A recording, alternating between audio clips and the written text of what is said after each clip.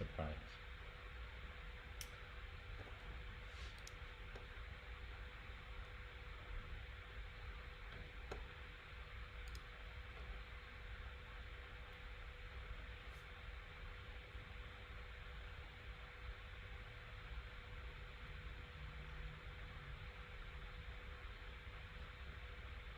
Oop.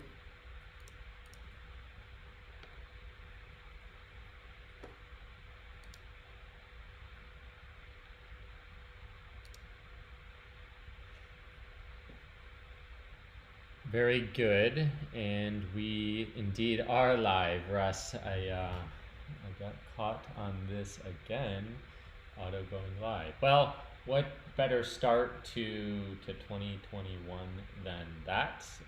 Everyone, welcome to our first ASRG webinar of this year. I'm really excited about all the webinars upcoming, and I'm excited about today's webinar, where we'll be talking about some of the myths and misinformation, and really getting to hear from Russ from GuardKnox about his viewpoints on 12 of those myths. So without further ado, I'll go ahead and get started. Thank you everyone again for joining, and yeah. So who are you hearing from? This is Brandon Berry. I am the ASRG Americas coordinator. I'm responsible for the almost 10 chapters between North, Central, and South America. My day job, I am the CEO at Black Harbor Cybersecurity, where we're an automotive security service provider that's been doing this stuff since 2014. And then, I'm a project lead for a few other projects here at the ASRG. So if you want to follow up on any of this stuff with me, go ahead and reach out to me. Here's my ASRG email, LinkedIn, or anywhere else. So just a little bit about the pillars of ASRG. We're focused on 3 core areas: knowledge, networking, collaboration. Those are the principles ASRG was founded upon. Knowledge, sharing information with each other in a very open way, as opposed to the traditional way of maybe a little bit more of a closed approach in the automotive industry. Making sure that we're getting the right people in the room to share that information. Hackers and engineers and people from IT security, all put their minds together to solve big challenges in this industry. Networking, we want to make sure that those people are sharing opportunities and learning about who's who in the industry. So usually in a in-person meetup setting, we get to do that in person. For now, we get to do it virtually. And then finally, collaboration, making sure that those same people that we're working on getting into the room together are indeed working together on real projects, real progress toward making connected vehicles safer into their future. Some of our chapters here you can see, distributed around the world. We got, really chapters all over the place, and we're seeing a few coming up. Some of them that I'm most excited about in Northern Africa. We're really getting voices from all over the world involved in this. If you're interested in starting a chapter, you think there's a community around you, reach out to us at hello@asrg.io. We'd love to have a conversation with you about starting that chapter and help you make that successful. Some of the talks we have coming up. Here in a couple of weeks, we'll be hearing from Airlu about J1939, so trucking protocols. Also around that same time frame, January 15th to 17th, we're going to be running another Secure Code Warrior tournament. Really excited about this. We've had really great turnout for the past couple. What that will look like is you get to walk through real challenges in kind of a capture the flag-esque competition, not really CTF, but you get to go through these challenges in a time frame. Here you have a weekend to work with it. You're being challenged by real software vulnerabilities and bugs in code to find those bugs, and ultimately, you know, you get to see a leaderboard about who wins out. So check that out. You'll learn a lot. It's really fun. It's exciting. It's competitive. Definitely check that out. Later in January, we'll be hearing from C2A and Vector, and then finally we'll be kicking off February with Keysight Technologies hosting a talk at the ASRG. If you want to present, shoot us an abstract at cfp@asrg.io. We'd love to get you on this platform, talking about your ideas, your research in this format.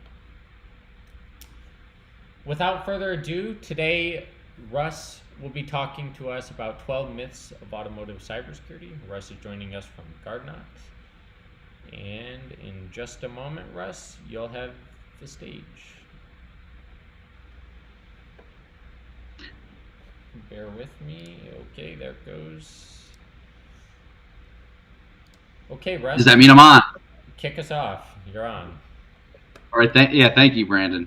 Well, I'm here, coming at you from Metro Detroit here in my house here, and I'm excited to be presenting the first ASRG talk of 2021. That's called it's called the 12 Myths of Automotive Cybersecurity, and it's sort of I think just sort of a lighthearted skewering of some enduring misconceptions in cybersecurity, and specifically in the automotive industry. Maybe it gives me a chance to inject a little bit of my own bias into it, my views of the world. So yeah, it's not a super long talk, certainly less than an hour. And I won't talk too much about my company. I work for a company called GuardKnox. I'll give you a short pitch here, and there's a real short one at the end. And the rest of it's mostly just the meat. And hopefully you'll find this a little informative, a little bit fun, nice and easy to start off the new year. So who is GuardKnox? GuardKnox is a technology and engineering company specializing in EE products and solutions for the automotive market. We're the first cyber tech tier supplier, which is sort of our own terminology, just to imply that we might fit in different places. And our platform for multi-application, multi-criticality application hosting and rich networking is it's designed for security and functional safety from the hardware up, and how much of that we use or what parts depends on the project. So again, with no further ado, I won't talk more about GuardKnox, and hopefully you'll find that this talk is at least not an obvious pitch for our products and solutions. And so with that, I will start with the 12 myths of automotive cybersecurity. So number one, crypto will solve all of your problems. Also known as crypto is a silver bullet. And I mean cryptography, not cryptocurrency. So if this is, if you're attending from the Bank of America, you're in the wrong talk here. So Bad Kitty, rookie mistake in CryptoCat chat app makes cracking a snap. How could something called CryptoCat not be secure? It's, it has one job. It's called CryptoCat. And why do I pick such a silly example? Because I think you have the intuition. I really remember when this was on the internet, this silly CryptoCat, and it's one guy wrote it in JavaScript, one person, which is neat. It's kind of a fun toy. People were playing with it, but we have an intuition that it's not gonna work. That it's not gonna actually, that property of confidentiality that you want. It's not gonna actually do a very good job of preserving that and assuring that. And why is that? It's because, cryptography isn't the silver bullet. Just using crypto won't solve all your problems. And just how bad is it? So this is from the end of last year, right? And this isn't CryptoCat. This isn't, someone in their living room just writing up an app in all JavaScript. This is a telegram that they call out. And I don't intend to call anyone out. I do have some examples, but yeah. The point being, this is a serious app with a team of people, probably multiple security personnel, right? Not just one person sitting there as the security. This is teams of people that work on Telegram, and yet they're saying Iranian hackers found a way. And when I read a headline like that, I think, well, Maybe they already know other people had a way in, and that's why they're talking about Iranian hackers now. But the point is, the devil is in the details. Crypto is just one part of a secure design, and key management is logistically very difficult. And oh boy, I have a bug in one of my first slides. I meant to change that hanging comma. So I'm not even mentioning key management much. It's just a whole another ball of wax to get right before crypto will work for you. So you can't just say, hey, we have an insecure application, let's add crypto, and it's going to become more secure. It's, of course, more difficult to build a secure application with crypto because it's another nuanced thing. And on top of all that, we think about it on CAN. CAN has a bit of a bandwidth problem as it is. So with no further, with that introduction, my myth number 2 is CAN is to blame for the security vulnerabilities in cars, also known as CAN is insecure. And I went back and forth with my colleague about why, whether it's appropriate or not to quite say CAN is insecure. I don't know that I necessarily care, but so maybe the myth, as it stated the first time, CAN is to blame for all the vulnerabilities in cars, is what I mean.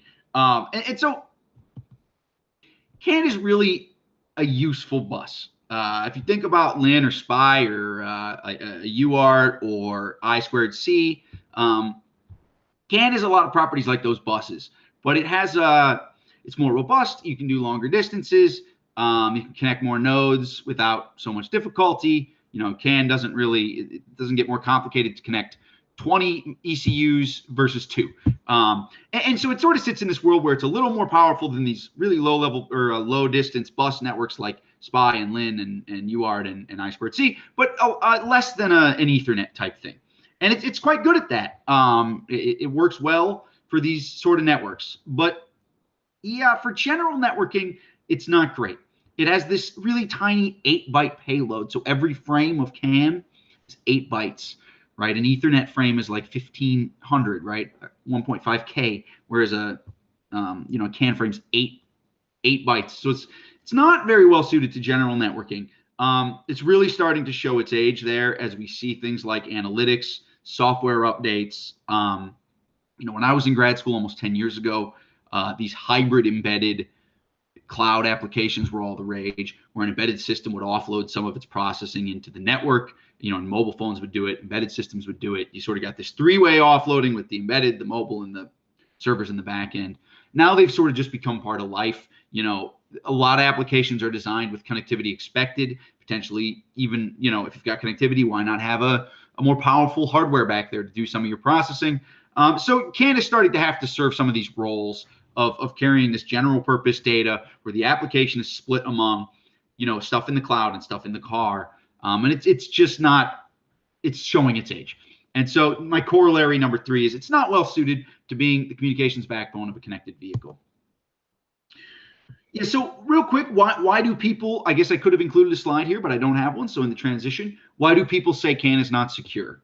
Well, so predominantly the problem is it doesn't have any form of authenticity on the messages or source authenticity. No way to say, hey, I'm consuming a wheel speed message. I know it for sure came from the correct sensor and not another sensor or someone who's put something on the bus. There's no way to know that. And one way that we might normally add that, which is cryptography, CAN has a small payload. So lack of authenticity, specifically source authenticity, and a small payload that makes it very difficult for cryptography lead to people saying CAN is not secure. But it is a useful bus. Sorry, I went the wrong direction. It is a useful bus where it's used. But so what is the problem with crypto on CAN? Number 1 is payload's 8 bytes. That is the biggest problem. So we want to do something like, use message authentication codes with AES to add a form of integrity check and authenticity on the messaging.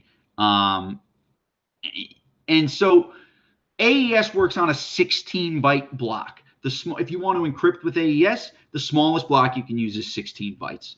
There really aren't strong modern cryptographic protocols that operate on units in as few as 8 bytes. And computers are only getting stronger with Moore's law. So AES, which is about as low end as you can go, it has accelerators in so many different things, microcontrollers, all modern processors. AES accelerators, very common.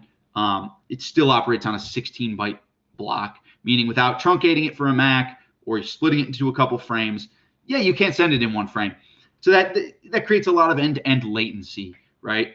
And this is sort of a general problem, not just CAN, but if you were thinking about LAN or CAN-FD, as I'll talk about in a second, yeah, this end-to-end latency, it's worse with CAN because you can't even fit one block of AES in a frame. And so just that latency alone of 2 frames, that's unbounded actually in CAN, how wide that might be. Higher priority messages can stall lower priority messages indefinitely. Yeah, there's a lot of end-to-end latency. But even if you can fit it in 1 frame, there's software buffering. There's the addition of new hardware. You have to run this through some sort of accelerator or core that's going to do the verification or decryption for you. It has to be created or encrypted at the front end, on the sending side. All that adds latency that makes this more and more difficult. Bandwidth is already tight, as I said, and max, it's not unreasonable, just without working out how are they going to fit in these 8 bytes, it's not unreasonable to imagine them taking 50% of your available payload. So if you have 8 CAN buses, they're full, and a car has 8 CAN buses, they're full, or an architecture, to add max to take only 50% of the payload, now you need 16 CAN buses, which is getting pretty unwieldy. And, with 16 CAN buses, it seems like you maybe even can do something more impactful by doing some better functional segmentation and putting where do you put things and better enforcement, semantic enforcement, understanding what's going on, not just cryptography, which it's difficult. It requires all of the communication endpoints to change, right? Especially if you want to protect the keys with HSMs, which I'll also talk about. And again, none of this talks about the sheer complexity of managing keys vehicle-wide.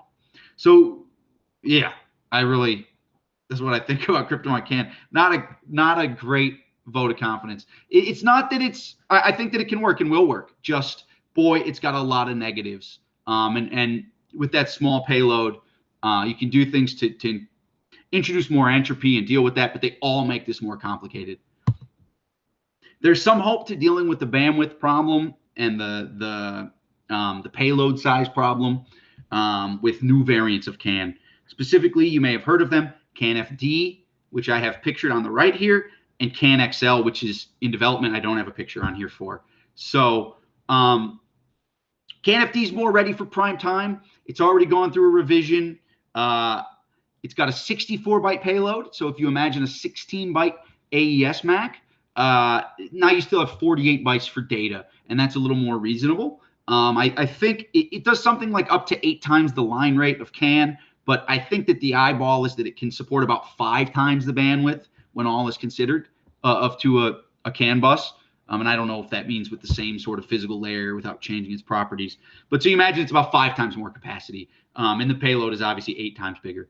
So CAN-FD's gone through this revision. They had a problem where the CRC was not bit stuffed in the first revision. And silicon vendors went through a whole process of validating these things and had to revalidate them because of this spec revision. And one thing I find interesting, so the problem with CAN-FD is they don't bit stuff the CRC. And so the Hamming distance, which is supposed to be 6, was broken, meaning it's not a security feature, it's a robustness feature for bit flips.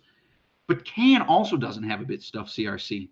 Does it have a hindered Hamming distance? I don't know. I'm not an information theorist, but it's interesting to think the thing that was broken in CAN-X or FD, CAN doesn't have either. So anyway, CAN-XL is going to compete a bit more with Ethernet. Large frames, at least as large as a standard net Ethernet MTU. It's in development. I read up to 2048 bytes. It'll have higher line rates as well than FD and regular CAN. So some of its success will depend on how Ethernet does in automotive. But when you get to something like that, where Ethernet cryptography becomes a lot more reasonable, at least from the network, the line speeds are higher, the frames are much bigger, so latency becomes less of a challenge. You still have the software challenges on these microcontrollers of dealing with all that data, but from a network perspective, cryptography becomes a lot more reasonable.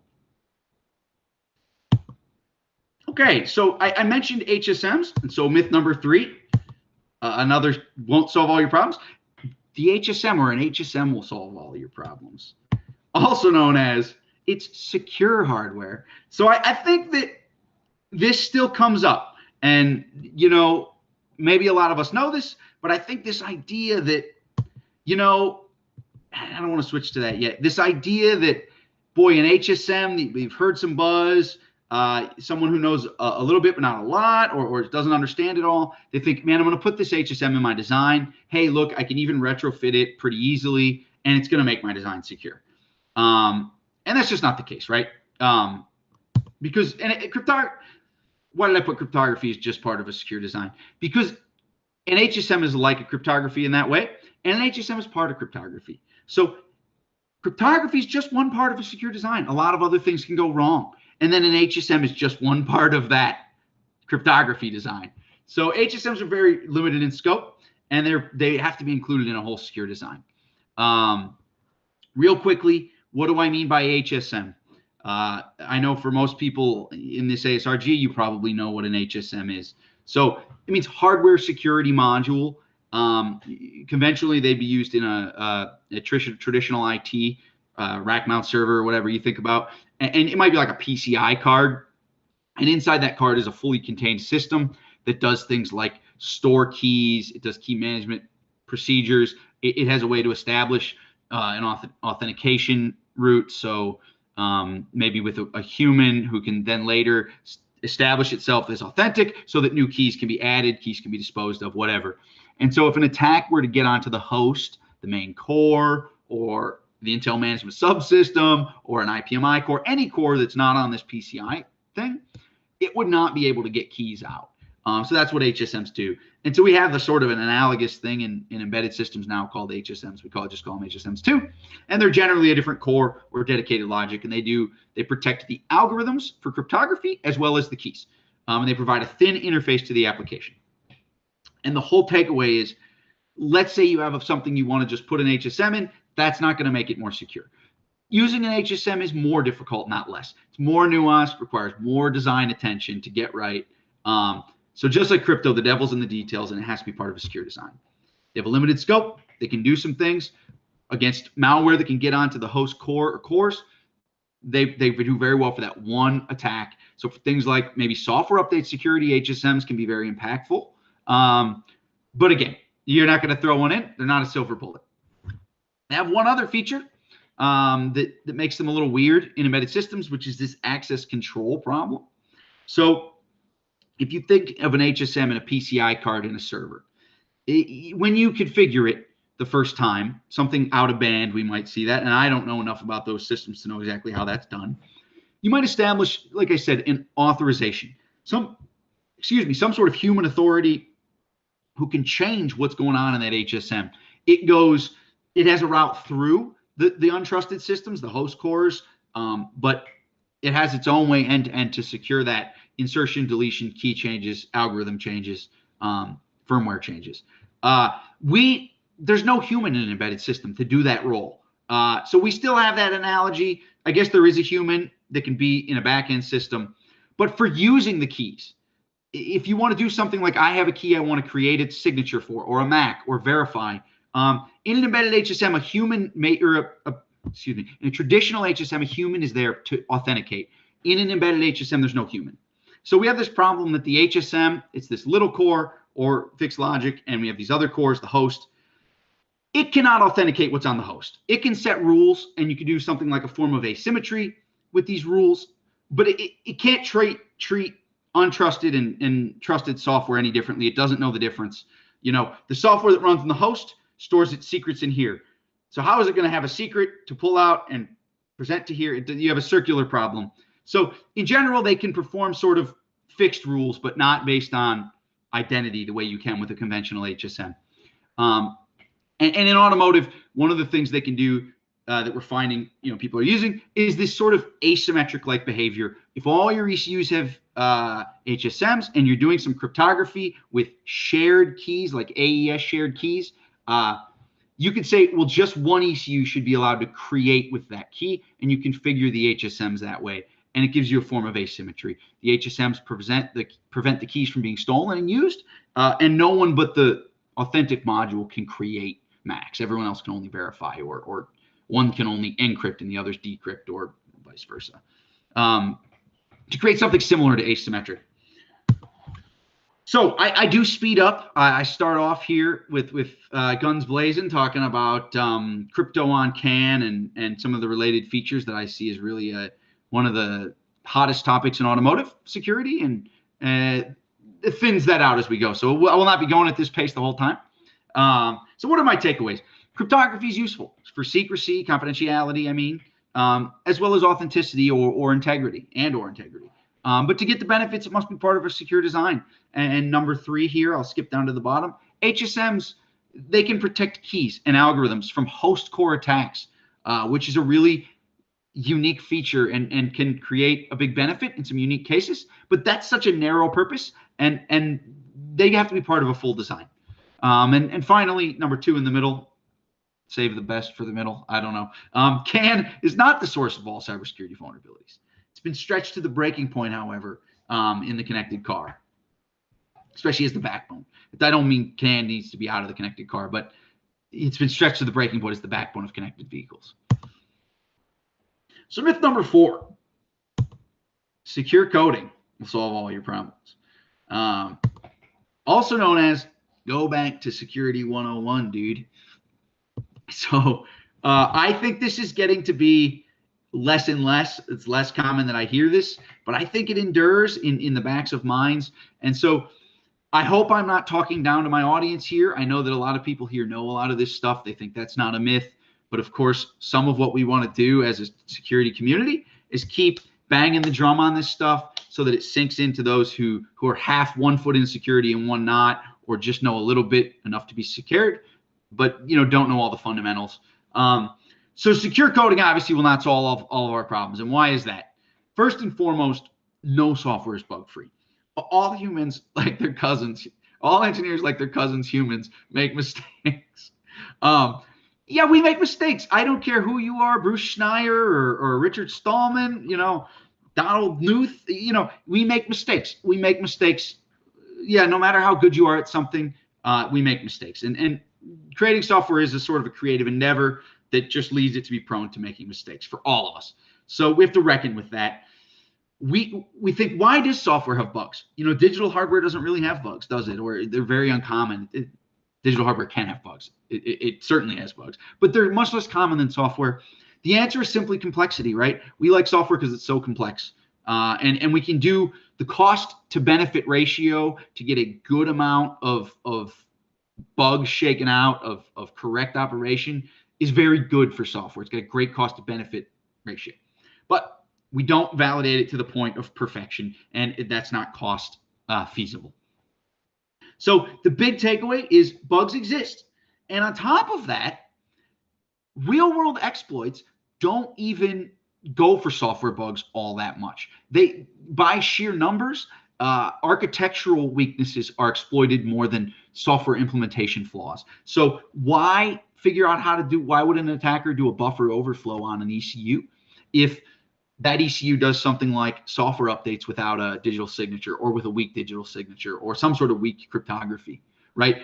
Usually the architectural flaws, say software updates with no digital signature, are easier to exploit than, say, just an implementation flaw. So regardless of whether the flaws are, the designers have to take that into account. So we have to accept as architects and designers of these systems that flaws are going to exist as security architects. Some of the implementation is not going to be perfect. And that may mean extra layers. That may mean recovery. It means a lot of things. But it has to be part of the architecture that software flaws will exist. We may not know where they are. Certainly, if we did, we'd fix them. Several vulnerabilities are likely to exist, and the security architecture must include mitigations that reckon with that fact. Okay, myth number 5. Insert standard here will solve all of your problems. There's a theme here, which I don't go the whole way with this theme. Also known as the standard will take care of it. So what do I mean by the standard? Probably in the front of all of our minds is ISO 21434, cybersecurity engineering for cars. But we also have ISO 26262. What I'm not talking about is things like ISO 14229, UDS, things that are very prescriptive, do this to get this result, but rather these sort of process standards. And like I had said before, I don't want to call anyone out. That's not my goal in this talk. This is a really high profile failure. So some of the punishment is you get used in talks like this. And so this is the Boeing 737 MAX. And what's interesting is this civilian aviation, civilian avionics as they call it, are an incredible success story for process standards, for showing what these process standards can do. The safety of these systems is so high. Oh, excuse me, I pressed a button. The safety of these civilian aircraft, these jumbo jets, is so good, and it is so rare for us to see something like the 737 MAX, where this is a loss of life, and it was caused by a design flaw that wasn't caught and mitigated in the design process. That's super, super rare. And so to some extent, that's what we're doing with 26262. That's certainly the lead we're following. And with 21434, I think it's undeniable that we're kind of following that same lead as well. The point I'm making here is, despite the fact that this is a fantastic example, it's still not perfect. And when it comes down to 21434, we're experimenting. There isn't a great history of success with functional or with process standards for cybersecurity engineering. We're experimenting, we're learning. So you cannot expect, even in something as well regulated and successful as civilian aviation and avionics, that doesn't guarantee perfection. We had a really high profile issue last year that caused loss of life. So the standard cannot make any product development process functional, not yours, not mine, not here at GuardKnox, not any tier one, not any OEM. Process and change control is a human task. With 21434, it will be good guidance, and we can follow an excellent example with functional safety and safety in other industries. But we're experimenting. To make this work, we'll take the human buy-in. And I think if I'm saying why did the 737 MAX thing happen, it's because it becomes a checkbox mentality. Check the boxes, do the standard as little as possible, and you lose that buy-in, and you create a situation where, despite the great success track record of this sort of process standards, you can still follow them and maybe get a hole, or maybe they didn't follow them. But I'm not going to speculate on that. But I think you probably can follow them and still create. There can be holes if you just don't buy in. So it's up to us and the teams that develop software and hardware to buy in and make these standards work for us. They won't do it just by 21434, 26262. They won't solve all of our problems, and they certainly won't do it for us. And to tie that together with point 2, they have a limited scope. 26262 is functional safety. 21434 is cybersecurity engineering. How do those two interact? How do they interact with your process, our process?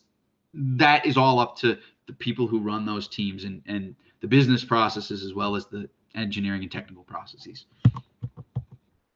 Yeah, it's all of our product development process to master and make work for us. And take the bull by the horns. Change it if it doesn't work. Myth number 6, it's unhackable. Also known as it's NSA level technology.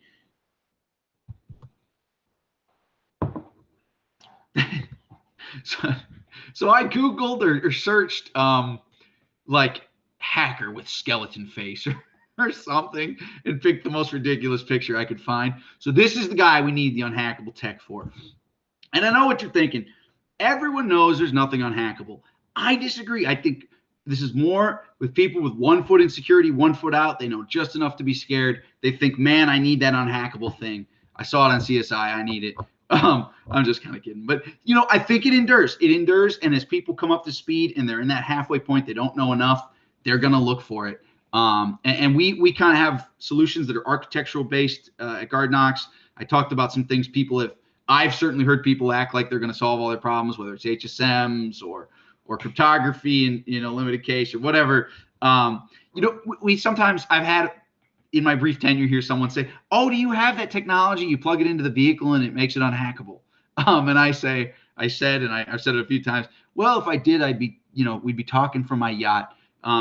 It doesn't work like that. Boy, don't we wish we could. Anyone who could do such a thing would be rich. But the reality is it's a process. Security is a process, and it's ongoing, and it's informed by our functional goals. All right, I'm really preaching to the choir now. But if I took the internet connection out of my phone, then my phone is not hackable by the internet anymore. That should be obvious. But the functional goal says that, no, I need that internet, so we must secure it. So what we can hack, what we can do, what we can protect, what are the security goals? We have to establish those, and they're all informed by functional goals. And my takeaway here, there's no silver bullet. Couldn't I just go on and on about this? Just silver bullet after silver bullet. This is not a silver bullet. That's not. There's no silver bullets. It is, you know, us engineers, us nerds with our short sleeve button down shirts and our pen protectors, doing the work, doing the process of making things and keeping things secure. And that isn't as exciting as a silver bullet, I guess. So we're in the seventh myth stretch, and as I promised, it will speed up a bit in the second half. I really got some my hard blows in at the start. Myth number 7, patch insecurity is the thing. And I know what you're thinking. Oh, no, we already did this one, didn't we? Or we already know this one, don't we? Also known as we'll add insecurity later. So I won't belabor it because I think we all do basically agree. You can add security later, right? And think about it this way. The OEMs, they're thinking, how do we catch up to a Tesla, right? And they think we've got all this legacy design that weighs us down. But what do you mean? Tesla started with nothing. You can always start with nothing. But anyway, so I think OEMs are figuring that out. That's just sort of my analogy. You can add security in later, just like you can build an electric vehicle. You might just have to start from scratch. And so that's not usually what people mean by patch insecurity. So what we certainly don't want to happen, us security experts, when we bang on this drum, is too often I think products get too far into the project before they start to realize what all the security issues are going to be and what attention it needs and what they need to think about. And that stuff gets, well, then I guess we're just not going to do it, or we'll do a half-hearted job. And that's really creating a downstream risk that nobody wants. I don't know. Is maintenance 100 times worse than design? Who knows? This comes from the IBM System Science Institute. And maybe they pulled this data from some sort of analytical process that they came from their gut feelings, or maybe they had data. I don't know. It shows the exponential curve. Is it 100 times more? I'm not sure. Certainly we have this intuition and a lot of data. We've seen people present data that backs that up. That yeah, it grows exponentially the longer we are into the project cycle. And so when we think about how high profile cybersecurity is, something like having your vehicle, you know, like the Jeep hack in Wired magazine, you know, that can be so damaging. Maybe it's even worse than 100 times. I don't know. It's hard to quantify those damages. But so you might be able to add in security later, but it almost certainly mean redesign. And so design for security from the start, as we'd all like to say here, those of us who are security people. So myth number 8, the coconut security model is a good thing, also known as they were inside the firewall. So maybe I made this concept up of this coconut security module. I feel like I heard it somewhere and it stuck in my head. For some reason, I felt like I heard it regarding EU borders. It's like a coconut. They do the border checks at the outside of the EU, and then, you know, if you go from Germany to France or Switzerland, or I guess that's not the EU, Germany to Austria or France, you know, you don't need to get a border checkpoint. Whatever. So it stuck with me, this idea of the coconut security model. And so I'm saying it's a bad thing, generally, not talking about borders. That's not my expertise. So my colleague calls this the castle wall and moat style. You imagine a medieval city, and they've got sort of a castle wall with some spikes at the top and a moat. Maybe there's some crocodiles down in there. I guess alligators like the water, right? Some alligators down in there. And so inside the city are the people you trust, and outside are the people you don't. And that works okay until what? The city gets too big, right? And then you need to start to add more protections, whether that's jails or shutters on the shops when they're closed, whatever. You know, then the city wall can't be your only protection. And we have the same problem in cybersecurity. Systems are growing too big, too complex. And what happens with coconut model? And I think automakers, you know, all of us who work in car security, we certainly have to be cognizant of not creating coconut style defenses that are too soft on the inside, particularly in the car. We have such an obvious layer, you know, that we can visualize as the shell. And so obviously, and the problem with the coconut model is insufficient layers of protection and granularity lead to a trusted base that's too large and or too monolithic. So what do I mean by that? You can think about networks, right? Maybe CAN is a good example. anyone who's on the CAN bus can send anything. The trusted base is too large and monolithic. Everyone can send everything on the CAN bus. That's the way it is in the modern, or in the, conventionally on a CAN bus. And it's too large. Everyone has the same permissions. It's too monolithic. Everyone's the same. So another example is like the United States Office of Personnel Management hack, which was all security clearance holders in the United States were in a database of the United States Office of Personnel Management, OPM, who call it the OPM database hack or the OPM hack. And the problem was, so some foreign adversary downloaded the whole database. The problem was when they were testifying in front of Congress and stuff. The problem was anyone who was granted access to read from this database could read all the records. So if you just needed access to a few records, anyone who just needed a few records access was given read access to the whole database. And so that's a coconut model. You're in or you're out. You have access or you don't. And anyone that was in had access to everything. There were not enough protections with a trusted base that was too large, too monolithic. And what happens when you get a scoundrel in the city is he can go wild and steal everything. And that's what happened. So I think this is particularly relevant, a unique term that I've been using, the coconut model, but particularly relevant for automotive. And how do we prevent this? We have to think about sufficient granularity in control, in roles, I guess sort of abilities as engineers for these cars. Yeah, modern cybersecurity necessitates more than a single trusted, untrusted discrimination stage in almost all situations. But not all, but in most. Obviously, this isn't like, this rule is an exact science or anything, or any of these. So myth number 9. Secure today is secure forever. And boy, don't we wish that were true. Also known as, we're finally done. So what are these pictures here? And I don't intend anyone to look at the specific hacks. Each one of these are hacks on plug-in dongles, attacks on plug-in dongles. And I don't mean to, like I said, the point is not that these dongles were hackable or we should talk about the dongles. I think about more from an OEM's perspective, from the car makers. You're building a car. So someone created a car in the 90s that had CAN, maybe the late 80s if you're talking about German cars, that had CAN. And if you plug in one of these dongles from, say, your insurance company, it now has an internet connection.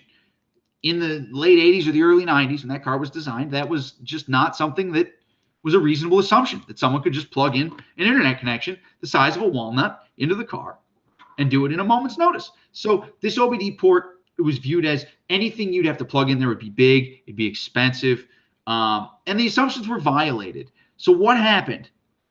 The world moved, right? No fault of the people who designed those vehicles. The world changed on them.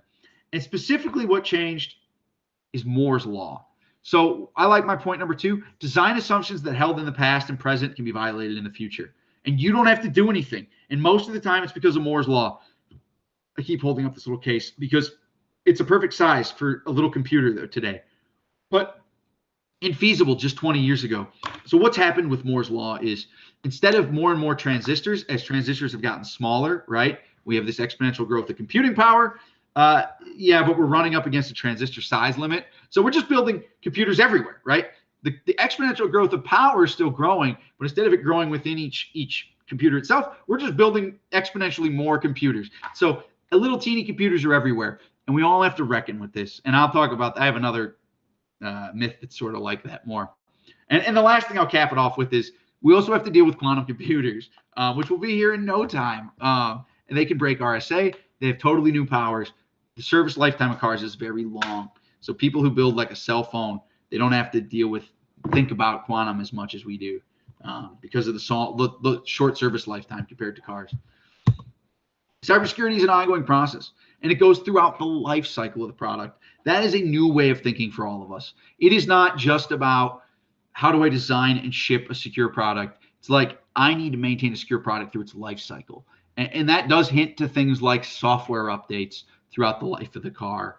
How do we reckon with future threats? What will the quantum computers mean to this connected car that I build today that isn't quantum safe? We don't even know that really. Which sort of harkens to why are people saying we need software updates? in cars? Why does that need to be a standard feature, over-the-air software updates for all these things? Well, because the world is going to change and we need to reckon with that. And that's a key. It's part and parcel with building for change. Okay, myth number 10. If I don't tell anyone, no one will know. Also known as security through obscurity, or my super secret but not really quite crypto algorithm will remain super secret. So don't roll your own. Proprietary and downright strange protocols are wholly insufficient. Things like obfuscation for DRM, yeah, I can see that fetters your adversary. That is not sufficient for a proper security control, specifically for something like a cyber physical system. Yes, you can use obfuscation and obscurity to fetter reverse engineering attempts. That can't be considered your security control or controls. People love to reverse engineer cars. It's super fun. We're all stuck at home. It's better than sitting in front of the tube. Do not underestimate the appetite. The GMLAN Bible is a big database of all these GMLAN frames and signals. It tells you how to decode it. It just shows you people love to reverse engineer this stuff. You know, someone will take it as a challenge to write their dissertation on breaking your proprietary protocol. I know those 8 bytes on CAN are small. It looks tempting to roll your own. Don't do it. No security through security. Oh, this one's kind of fun. All right, we're definitely in the home stretch. This one's automotive specific. Physically accessible hardware cannot be secured. I guess IoT specific. Also known as accessing the OBD port requires physical access. So this is more about this point. Anyone can stick something on your car. And even if the OBD port were closed down, locked down, secured, which it can't be because it's still being used. But even if you turned all that off, you got rid of the OBD port, people can put stuff behind that. Access to these networks that's not going away, right? If you imagine we can make it wireless and then no one can access the networks, that's only easier, right? You can sniff it out of the air or whatever. So you can add crypto, which can do encryption or authentication codes, but people have access to these systems and these networks, and we can't. Obviously, we just have to accept that. That's part of life, and that's part of life for anyone who makes embedded systems. We're not the only industry dealing with that, and that's because of Moore's law, right? That the mass proliferation of tiny computers, combined with the fact that the hardware is going to be accessible, will violate this assumption that we used to have. We can't have anymore. Okay, so my last myth. I promised I'm in the home stretch, so hopefully this one's popular, that it's a myth. You know, we're all security people here. Security only adds costs. Also known as, what have you done for me lately? Which cracks me up. What have you done for me lately? The security or engineer or architect's bane. What have you done for me lately? The reality is we're the enabler. You know, we as the security people, I guess I'm calling myself the security. Security is the enabler. We have to move the discussion. Just like the physical substrate, the wires, the protocols that run on top, none of that matters till you add applications. It's all considered important and valuable. And yet security is just seen as this cost. We all need to move the mindset to, we're not a cost, we're an enabler. And a big part of our problem is the cars that were shipped in the last decade, 15 years, they don't have as much security as we're suggesting, and they had connected features. And so I think a lot of people in the C-suite and management, they see it sort of as, well, what do you mean we need more security? We already have these features. Aren't they secure enough? And it's very delicate for us. But the reality is, as they get richer, the features get richer, the connectivity gets richer. As the appetite of hackers gets bigger, we do need to take security more seriously. And we need to position it as, we're the enabler of all these great features. Tesla Summon, if you think that's the cool feature, or whatever it is. Fold out mirrors. I don't know. You know, whatever these new features that are connected, security is the enabler of all that. So the 12 myths of cybersecurity, automotive cybersecurity. I think it was supposed to be like a take on 12, whatever of Christmas, 12 days of Christmas, but it became 12 myths of automotive cybersecurity. I won't repeat them all. There's a major takeaway from all this. Most of these are good pieces. One piece does not the puzzle make. Security must be designed in. Application security is the process of taking the application from end to end, or applications, and analyzing it and doing the sound design work. It's holistic and systemic. And that process, all security processes, have to continue throughout the product's life cycle. And our process has to give a clear why for why we do things, why we don't do different things. And coming regulation in places like Europe is saying exactly that. So the best engineering teams buy in and make their engineering processes work for them. I appreciate your time. Like I said, not much of a pitch. GuardKnox, secure by design, design for security and functional safety is what we do. We have some things. I have a forthcoming white paper on over-the-year software update security, as well as some information about ISO 21434 on the website if anyone's interested. So I appreciate it, anyone who made it to the end, your attention, and thank you. I look forward to us having a little discussion. Russ, I'm Russ Bielawski again. Yeah, sorry, go ahead, Brandon. No, getting a little feedback. Okay, it's back. Okay. Okay, I think it's better now. So Russ, thank you for this talk. I think that was, I was muted here to all of you, but meanwhile, I was flipping my desk and throwing my keyboard at the wall because I think, Russ, what this talk gets at is that security is complex. In some of these webinars, we get to talk about a very specific subject, and that facilitates a good conversation, or it lets us facilitate a good conversation because we can talk about pros and cons. We can talk about what works and what doesn't. But with this challenge of automotive security, I think your talk captures exactly the challenge in this space. It's such a large problem.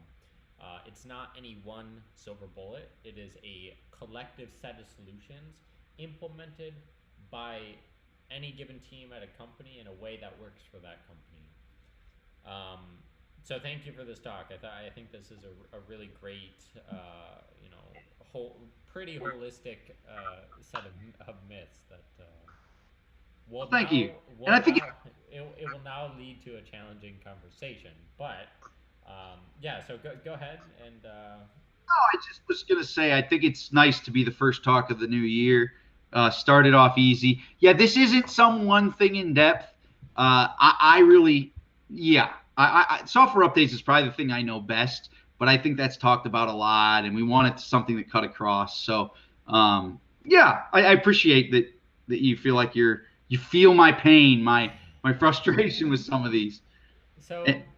So let me go ahead and relay a few audience questions. Some of them will be specific, and then we'll try and step back and maybe talk more holistically. One of them from the audience.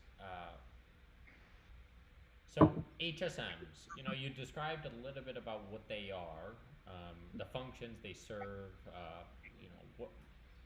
why people want to point to them as a solution. Someone had a question. How specifically do we protect keys inside of an HSM?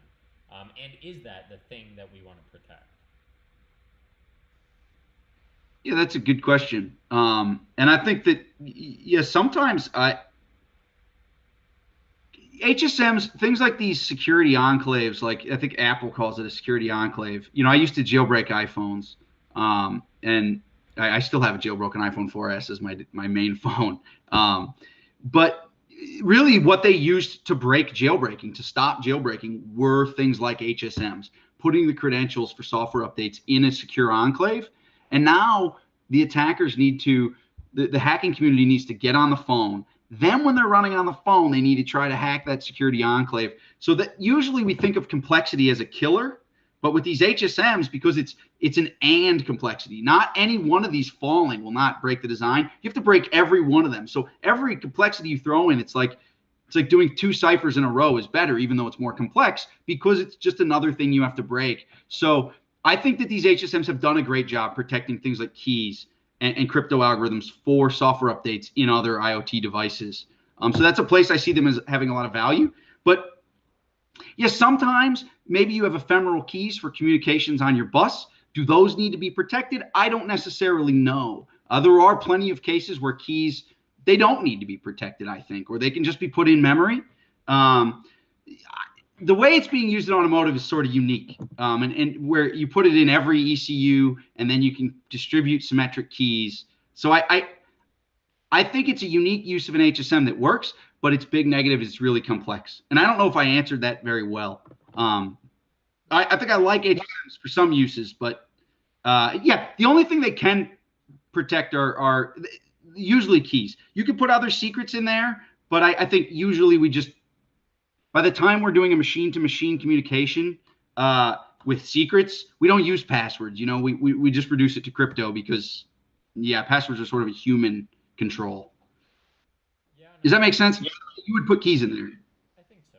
And in my head, and Russ, maybe just turn your volume down a little bit so I can hear myself. Sorry. It's okay. In my head, it's kind of this old API or web app problem that has always been there. How do you cannot trust anything that is in the hands of the attacker.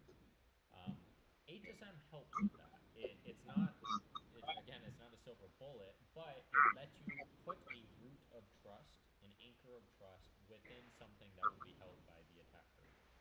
To me, I see that as the net benefit of an HSM, and then you have to be selective about what are the things that you put in there, and how do you use that HSM in a way that, okay, great, you have a root of trust there, but if you're just giving away the key, if you're just taking it out of the HSM and you're sticking it in memory, then your HSM is not useful.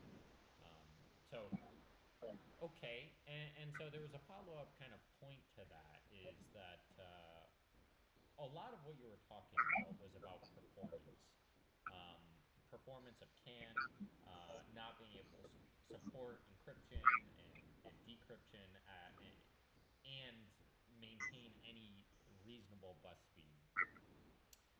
Um, so someone in the audience was pointing as an HSM, basically saying this is a myth. HSMs will solve all of your performance and workload issues. Can you just talk about how maybe that mindset exists in the industry, that, oh, encryption, maybe let that crypto chip handle that? Will that solve all of our performance issues? Sure. I'm not necessarily convinced of that. I think that 8-byte payload is a real pain. So maybe we'll just say let's imagine it's FD and you've got 64 bytes of payload or whatever. Yeah, we're still using AES 128 CBC, which is not recommended for new designs. And this is part of the problem with doing something in hardware. It gets us pretty far behind, right? I don't know when AES 128 will finally be broken and sunset, but it'll be sooner than AES 256. And when I guess we would need an accelerator anyway, but the point is just, if we do all this work for a cryptography feature that then gets broken, boy, what a pain. Does that kind of make sense? Boy, what a waste it would have been in time and money and maybe AES 128 won't be broken because we can't even fit an AES 128-bit Mac in a single frame. So maybe somebody does a truncated version and it's just the specific implementation that gets broken. So those are some of my concerns with it, is the performance is going to be hard to get out, and by the time we get there, we have all these keys to manage, and then we hope it doesn't get broken because it's really quite lightweight at the end of the day. And yeah, 128 CBC's old, something we have to reckon with. Yeah, as you were presenting this, I was kind of connecting it in my head a little bit. You're saying you can't rely on crypto as your silver bullet, and at the same time you don't want to implement the principle of security through obscurity. Well, in my head I was thinking, in some ways crypto can be a format of security through obscurity if you are operating under the assumption that at some point that crypto algorithm will be broken. Anyways, so the next question from the audience, her statement really was, some of the points you were making is that cybersecurity is an art. There is no specific science or equation that will work for every organization in order to effectively do this. So someone's made the statement that there's this myth that you don't need a dedicated security team, a dedicated security responsible group Instead, you have to instill that kind of knowledge inside of your engineers and designers in a way that they're the ones doing the implementing. They're the ones who need to be working on the security. What do you say to that? I think that having a dedicated team is just pretty much a reality of the way we do business in automotive. That's what people do in functional safety, right? It's the same sort of concept, this coaching idea that the dedicated team wants to coach the actual implementers. Of course, that's because if you're a dedicated team to cybersecurity, you're not going to know about every application you do that your company does if you're a tier one that has many different products. And likewise, the teams are not going to be in depth enough so I like the dedicated team concept that helps the people in the implementation teams. It seems like that's how, but I'm not a management guy anyway, so it seems to me that's the way management just always organizes it in this industry, and you end up with this central team that helps coach the implementation teams. And I would imagine it will go that way, but what do I know? Yeah. Is that a fair answer? Yeah, and I think one of your myths or examples pointed to this a little bit, insofar as, well, you said that the Boeing 737, that is a feat of engineering when it comes to these processes in a way that helps multiple parties come together to make sure that that system is safe. Same with functional safety, that's how it works. When it comes to cybersecurity, one other thing you were mentioning is that, well, it's an enabling technology. You have to kind of build secure flash updates to enable you to enable some of the future of connected vehicle. And I think that is, when you think about those two things together, you do need a dedicated team whose sole purpose is to think about what challenges exist today and how do we design security solutions to protect ourselves from really those risks, not challenges. I mean, that's a full-time job. That is not something that you can do. And then the other half of the challenge is how do you get those things implemented? So it's this kind of risk-driven approach. That's what 21434 is about. It's about identifying your risks, identifying goals, identifying ultimately requirements, getting those implemented, and so on. So I thought that was a phenomenal parallel to use that Boeing jet as an example.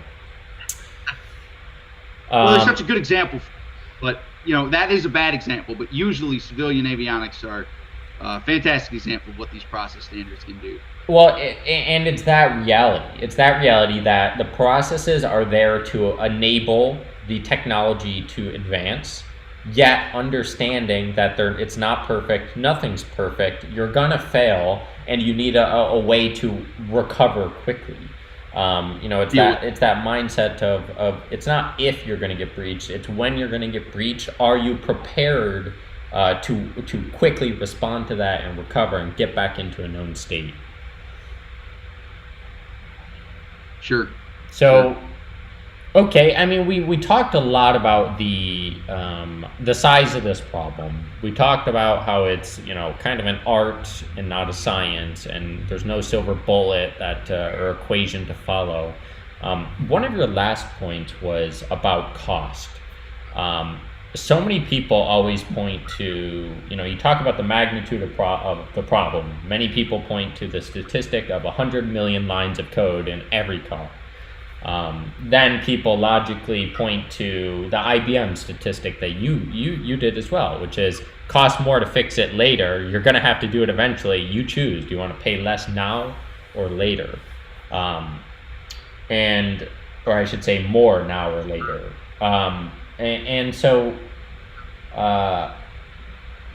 So my question is, what dimensions can maybe some of the people listening to this talk use to quantify security? In other words, how does one come up with security budget, and how do you know how much to spend? It's obviously this is not an easy question, but what's your take on it? Yeah, that's a really hard question, I think. There was a couple things you were thinking of that I was thinking of when you were talking, and I wanted to think back to one for a second. It had something to do with, I think that I don't want, to talk in any way politics, but to some extent we live in a world now where we have this knowledge of too big to fail, right? And I fear a world where companies know they're creating cybersecurity risks, but that they won't have to deal with them, right? Like, if I am a huge company and I make a huge societal problem, society has to deal with it whether they like it or not. And cybersecurity might end up being a bit like that. And that was one of the things I was thinking there, is because sometimes people think, well, why do the cybersecurity? No one's getting hacked or whatever. Why not be the person who doesn't do it? And that, I hope that that's not the case, right? And new regulation is to hopefully prevent companies from getting that mentality in their mind. I'm going to create all this risk and then outsource it to society, because that approach is not good for us as a society, right? It may be good for companies that do it and successfully, but we want a situation where that's not feasible. How to reckon with the actual cost of security is difficult. I don't know the answer. I have thought of that throughout, I've been doing this car security stuff since like 2014. You almost need to be an actuary, don't you, to think about risk that way. I don't have the skills, and I would love to hear a talk on something like that. How do we think like an actuary and come up with what is the future risk we're creating in real dollar terms to justify what we're doing? And I think what's happened so often, especially with newbies in securities, you look at stuff like ISO 21434 and you think, oh, I'm going to create a risk matrix and it's going to be all this complicated stuff. And it is complicated. It's hard to get your head around. And then how am I going to know where to put mitigations? And in reality, that's not often what we're doing as security people. We are doing that, and that documentation stage is important. But in reality, we're reading papers, we're going to conferences, we're communicating, we're learning classes of vulnerabilities, learning the ways others have failed, and building on that. And we try to quantify it with things like 21434. But this idea that we're going to go through a risk process and know all the answers, I haven't seen that happen. I would think that'd be cool, and more, truly quantified risk would be a real boon. But I don't feel like I know the answer to that. And I think that the people who can do that, the OEMs, are probably going to closely guard that data. Obviously, we have the ISAC and things like that. So maybe that will help. But yeah, how do you quantify that for cost is going to be kind of specific to how much it costs for you to make electronics and fix them and things like that. So I don't know the answer to that. I wish I did. Is that a fair answer? I wish I felt like an expert in that, but I feel like that's a hard question.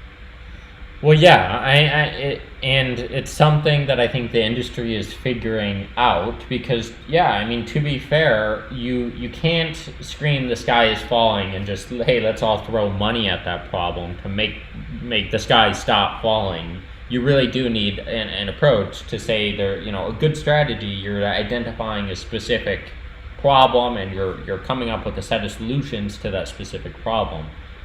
So oftentimes it's this battle of security professionals kind of saying, guys, please, and the decision makers saying yes, but obviously we have a much bigger financial situation to think about, and security is one of many things to think about.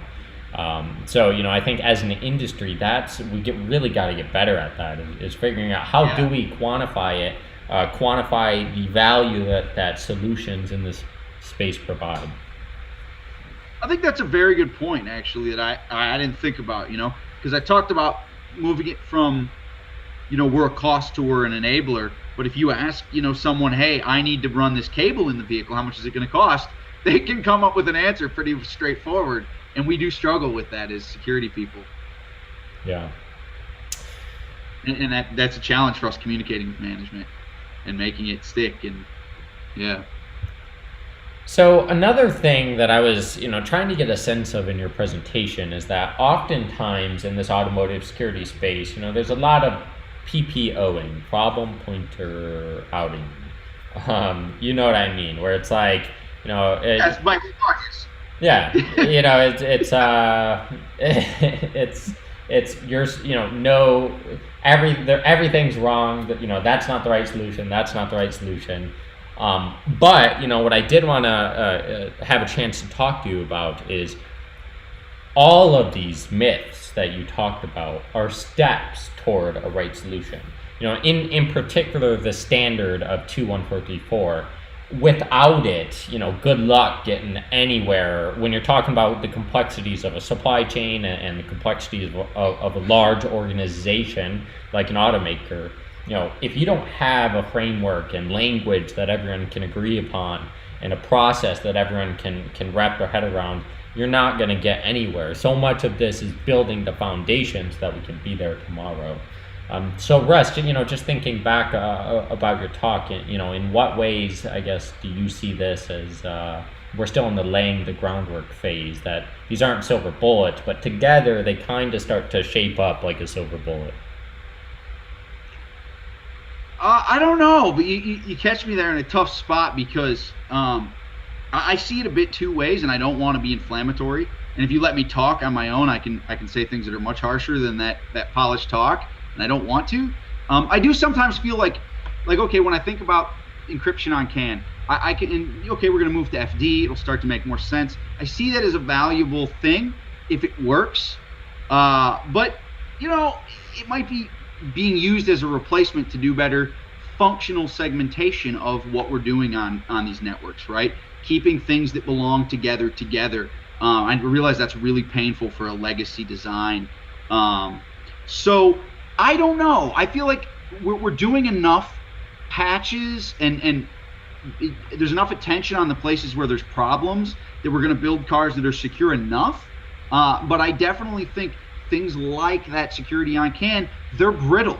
They're expensive. Maintaining that's going to be expensive. Moving that to a new bus is going to be expensive. Changes are just going to be expensive. And so I don't think every design or way forward is the same, especially in terms of cost. And the reality is, for the lack of maturity and security compared to traditional IT, there still aren't that many hacks in automotive. So we don't even necessarily know how far we are ahead of attackers, right?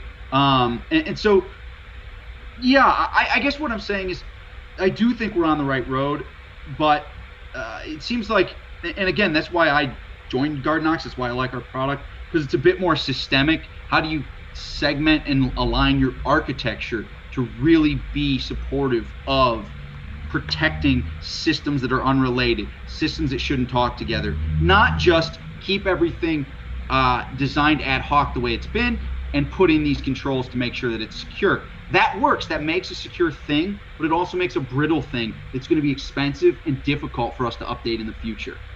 That's where I see it. So I don't think the cars, I like that we're adding the security features, things like encryption or authenticated CAN, things like key protection, obviously software update security.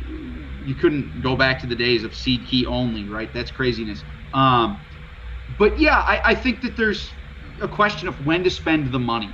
And if we're not careful, companies like Tesla, like Byton, whatever, initial companies that are building from the ground up are building for the future. And automakers they have a lot of legacy designs have to be careful that they're not constantly creating a brittle solution that's only going to last 5-10 years, because that's going to be inexpensive. It's a little bit like buying a nice pair of leather shoes that'll last you 5 years versus buying 6 pairs of cardboard shoes over that time that cost twice as much. I guess that's kind of how I see the trade-offs. And selling that is difficult because quantifying this is so hard. I mean, selling those ideas, not selling it. I don't mean it like that. Yeah, no, and some, I like to talk about the reality of things or what is the reality of the space, and so that's why I ask questions about cost and so on, and so in my opinion, having shared this space with you since 2014, same amount of time in the space. Everyone points to 2014 as their time to enter the industry because, obviously there's an event that caused this. IT security follows. I got hired for a motor company. That's why I use that date. Okay. Well, you know what I'm talking about. The Jeep hack as a means of demonstrating a real scenario where cybersecurity, suddenly the sky was actually falling. I mean, it wasn't insofar as it wasn't like a big terrorist attack or something really bad, but it was a real demonstrated example. How much, I mean, do you think that, and you can choose how much to weigh in on this, but do you think that it will take events, incidents, real incidents to really drive the budget in the space, or do you think that the space is coming along, kind of similar to functional safety in that everyone came together and said, okay, we gotta do this. I mean, there's no getting around it. We gotta do this. Yeah, that's so difficult because I know this is being recorded, and I I don't know. It's definitely a concern. I mean, listen, we just answered for ourselves. It's very hard to quantify what the risk is. So when you think about it from a management perspective, that makes it hard to know what to do. And regulation is going to fill that void to some extent. I don't know that I think that's the best way forward, but if that's the way forward, that's the way forward, because if that's the only thing that's working. I don't know. Yeah, I think we're going to still continue to wrestle with this because it is so hard to reckon with the costs. As much as we want to, like I said before, think of it as very systemic. We do this risk-based, we identify all the risks, and then we put in the mitigations. The reality is that's not usually what happens. Usually it's creative people, follow the news, understand the technology very well, and they build designs to based off of intuition and an understanding of past failings. And we use those frameworks to later fill in that, yeah, we think that was pretty good. We didn't miss anything. We don't use those to design from. Whereas I don't know if that's just, it feels like functional safety is more containable to me. And maybe that's just unfair. Maybe functional safety people would say, no way, it's not any more containable. But it seems like, boy, the hazards and the risks, just in terms of probabilistic ones, we could get a handle on it. And in terms of attackers, we are sort of still dreaming about them. And so we lack an ability to come up with numbers for quantifying the risk. A lot of it's intuition. We have these frameworks. Yeah, I think the answer is probably incidents are going to, be cauterizing events still, right? That it will take more high profile things for people to pay more attention personally. And I don't want to speak for GuardKnox on that because that is sort of a strong opinion. I kind of have that feeling. We'll take incidents. And you need a metric to abide by. Again, it can't be a thing in which you're throwing money into a void without having something to measure against. Hey, at least we're preventing this incident that would have cost us this much money. Therefore, we should spend less than that much money to prevent that incident. Without it, it's. Even the way you speak of that, right? That supposes a knowledge of the future that no one could ever have. I mean, that just highlights the challenge. Yeah, definitely agree with you. So Russ, the final thing I was wanting to bring up is really back to this topic of the ways in which security enables the future. I can't agree with that enough. I think the example one of our commenters was bringing this up. FODA is a means to which or by which you could deliver an update if there was a security issue found. The way it may look today is like a kind of like how Jeep had to react, where it's like, okay, everyone bring your car into the dealership, and then the security update is rolled out over months, years, and then there's those stragglers who just never did that because they live in the middle of nowhere. And Russ, you're muted. Just heads up there. So someone was commenting about where are we with FODA? Because FODA as a mechanism is, it's simple in concept, hard in practice, because in a vehicle you have different components with different vendors who are delivering different updates. And FODA really is delivering an update to a couple of ECUs today. Are we half FODA? Is that all we need to do? Is we only need to protect a few critical ECUs? What's your take on this? Yeah, interesting question. Obviously, all right. So I have a car that has automated features, and it has adaptive cruise, and it has emergency braking. I would like to believe that when I bought that car, those features are good enough. Could they perform better? Yes. I don't want to believe that they have major false positives or negatives, and my car's going to break on the highway one day or something, thinking that it's avoiding a collision, right? So I don't want a world where that's what software updates becomes. I don't think any of us do. So I think there's a lot of systems that they probably should work when the car is shipped, and they probably don't need to change. The reality is, because they're connected, the experts are saying we need to have updates for everything. I don't always agree with that, but I'm losing that argument. So we're probably going to see a world where everything's updatable. Are we there? I would say not. The talk about Tesla software updates, what is it called? Over-the-air software updates, what could go wrong? That was an ASRG talk. I probably watched that one the most, like 4 times. Tesla's doing software updates, but they're still not quite there. But that was an old design. And when you look at like what the iPhone or Android have, it's pretty mature. I think we'll get there. What I'm getting at is there's definitely stuff that just seems to me that's not that critical, that can be avoided for doing software updates over the air for a long time. But again, the way the architectures are today, if buses are shared just all arbitrarily, some have OTA updates, others don't. Do you really you still may have an over-the-air attack pathway to an ECU that's not OTA capable just because it's on a bus that OTA flows over. I mean, I think you need to think about functional segmentation more if you're, and yeah, in my opinion, there's plenty of things that probably don't need to be done over the air. What will regulation like WP29, how will it interact with that? I don't know, because that might change it and say everything has to be OTA.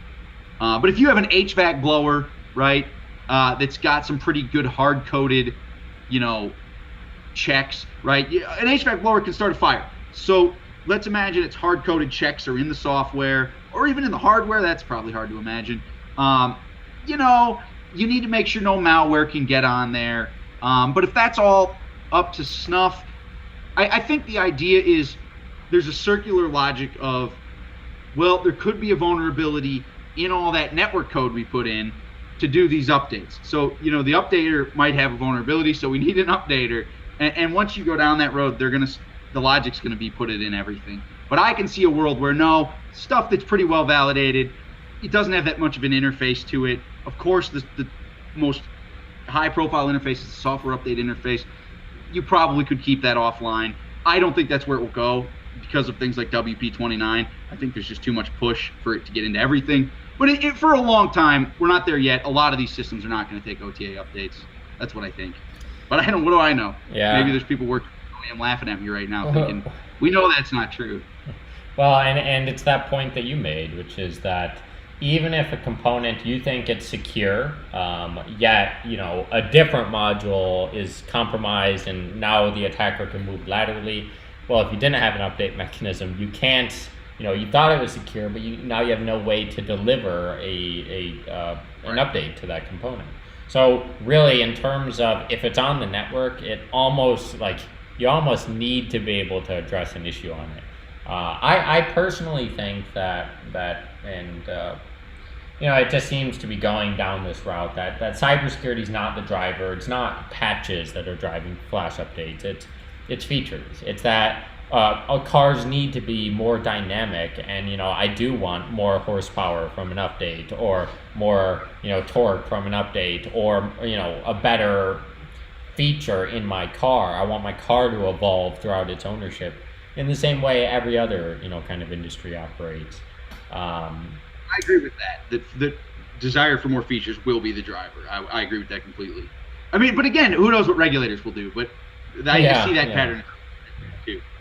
So, and then there's this other dimension, which is like a cost saving. So if you could deliver updates and prevent people from ever coming to the dealer, I'm sure there's tremendous cost savings to be found there. And then, they can take that money and put it towards the secure delivery of those flash updates. Maybe, hopefully, probably not, but maybe. If we could convince them to do that. Yeah, the mechanism to do updates looks a lot more similar over the air than it does maybe. It's more common, right? You build one system once, you can use it for all your modules. I think that line of logic makes a lot of sense too. that as plugin updates become less common for these high profile things that get OTA updates, it'll just make it logistically simpler to extend it to the less critical systems that no one ever wanted updates for. It's like, well, now we've got all the infrastructure working, let's extend it down to that stuff. I would like to see that progression more than regulators come in and say everything needs to be updatable, but I don't know. Because I do think that, as you do, a natural progression for a desire for features to be able to be updated in the field is happening. Consumers and the OEMs, like you say. Yeah. And I wonder for FODA, I'm kind of wondering how do you think this will work, where you have suppliers who are potentially responsible for the security of a module. They're responsible for coming up with the update to address that security flaw, and then is it that they deliver that to the OEM, who then delivers that to the customer? How does that work in a multi supplier scenario? Is there a standard needed for I don't know, what's that look like? I think a standard is probably a bit intense, right? These OEMs have been doing that sort of thing for a long time. Today they don't distribute it over the air, but yeah, they got to get the software from the supplier and take it to the the dealership or the shops, right? They have to have a way to get it to a shop. So that is the model today, right? The supplier gives the software to the OEM, who distributes it usually. That's not always the case, right? I would think something like, I don't know, a modem for what's it called, like satellite comms modem. Maybe that takes updates directly. I'm not sure, without going through the OEM's process, but usually it goes through the OEM. So I would think that would be what will happen. And it's so easy for us in security, and for me, someone who's worked on software updates, to design the technical solution, like put a signature on here, check it here, use this kind of metadata, and then just realize that, the human roles were not secured very well, and all you had to do was email this person something and say, hey, put this in the system, please, or whatever. So those are definitely big challenges. Getting all those human elements. How do we securely hand software from each other and know that it got there intact and nobody could just social engineer it? Will be a little challenging, I think. Because today, that's probably an element of security people don't talk a lot about that isn't great, would be my guess. Yeah, and not to mention. Go ahead. I'm sorry. Not to mention that it's a business challenge too, because maybe there's a worked out business model where a supplier is responsible to deliver functional updates if they're classified at some level or above for a component, and that comes out at some frequency, like usually less than once every 5 years.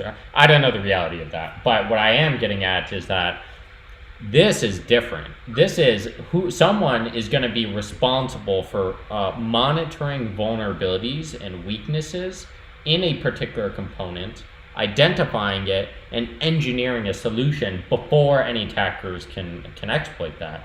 I would think. I mean, that's good security. No, you're right. And that sounds about right. So then, who's responsible for monitoring? Is it the OEM? Is it the supplier? And then, there's so many business questions here that where money is being spent. It does require the supplier, in some cases, to be a security expert as well, which that, needs to bleed down the supply chain. Yeah, I guess what's your take on that as it relates to FODA? It may.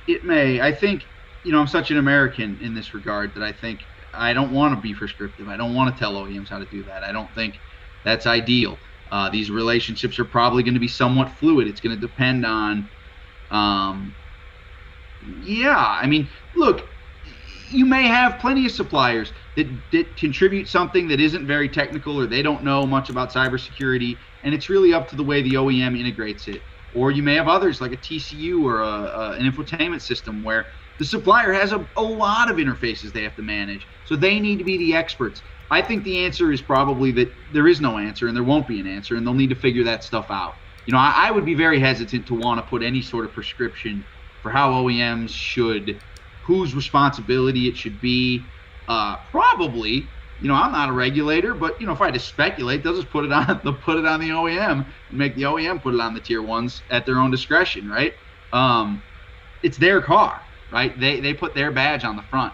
You don't buy a car and know that it has Bosch brakes and whatever. You don't know. I mean, what's in there usually? The car maker. So from a legal perspective, it seems that the car maker is going to be the head of that.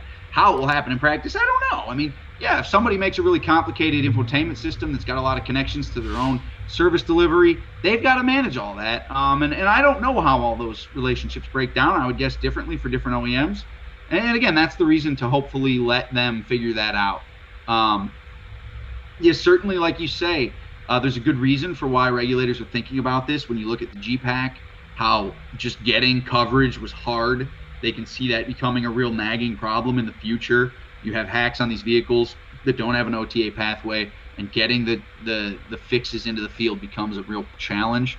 That's probably how regulators are thinking, but I would like to think they could still do that without telling the OEMs exactly how to manage all that. But at the end of the day, they'll probably just put it on the OEM, don't you think? I mean, I'm not a legal expert, but yeah, the OEM puts their badge on. It'll be their job to make sure that they're following the regulation, and then how they push that down to suppliers, I would hope, is up to them. Because some suppliers, again, they're making stuff that maybe you don't care. Like maybe the person who makes the HVAC system, maybe they do need to think about hardwired controls or whatever. Maybe you need to think about that, but maybe you don't. I don't know the answer. And I'm saying from a perspective of being such an American, I would not want a regulator to try to do that job because it's complicated.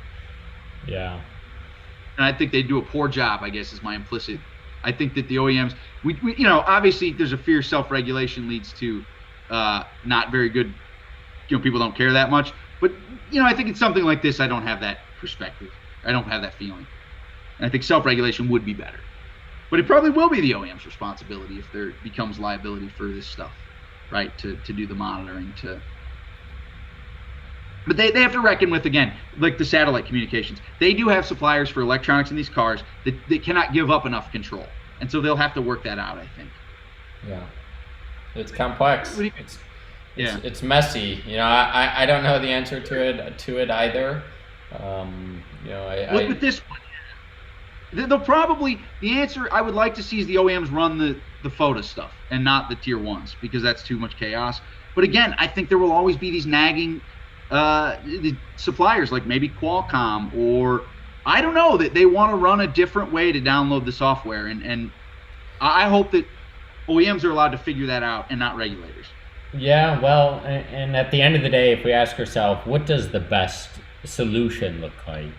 And it would look like something, exactly what you're saying, which is that the OEM delivers the updates because they, have to put safeguards around that as well. You don't want that distributed maybe this isn't a good example, but I'm just, obviously SolarWinds comes to mind, even though that wasn't a distributed update model. It's the point that if you don't protect your updates that are going out to all of your customers, then an attacker can work their way in and really move quickly among your customers. And so you got to protect your flash update at the OEM layer, and then everyone is playing their part. The OEM's looking for vulnerabilities and the things they're responsible for, and then each layer of the supply chain is constantly monitoring, looking for things that they may need to push, an emergency update to. And then there's a delivery pathway where the OEM quickly hands it out, the supplier quickly hands it to the OEM vets it, and then the OEM says, it pops up on your dashboard, and that's that. That's how the security needs to be fluent, efficient, and effective. Well, I'm an experimenter, and I don't think we want to do things that are unsafe, but I do think that we need to start trying some stuff and figuring it out. And that's what I like about what Tesla's approach, right? They're not waiting for anyone to tell them or a regulator. And that's not just their approach to software updates, right? That's their approach to the whole development of the car, is go out and do it and learn what we don't know. And then it's a whole lot easier to start making these answers. Well, Russ, I really love this talk. I appreciate, you and the work that you do in this space. I think every automotive security professional is a silent hero, and we're working toward a more secure future, and so is the ASRG. So I just wanted to thank you for that. I look forward to having you and GuardKnox on for future talks. And Sure, that would be great. Working this out, talking more about how this industry evolves and help supporting it. So Russ, is there anything else that you wanna leave the audience with before we close out? I don't think so. Just thank you, and whoever had questions. I know you don't present them directly, so I thank you for that interaction and for your attention, and look forward to watching the coming talks myself. Great. Russ, well, you take care. Happy New Year. Happy New Year to all of the audience. Again, thank you guys for tuning in and joining. We really appreciate that. We make this stuff for you, and we'll continue to do so. And look forward to some of our upcoming talks, and see you next time. Thanks, everyone. Take care. Thank you, Brandon. Bye.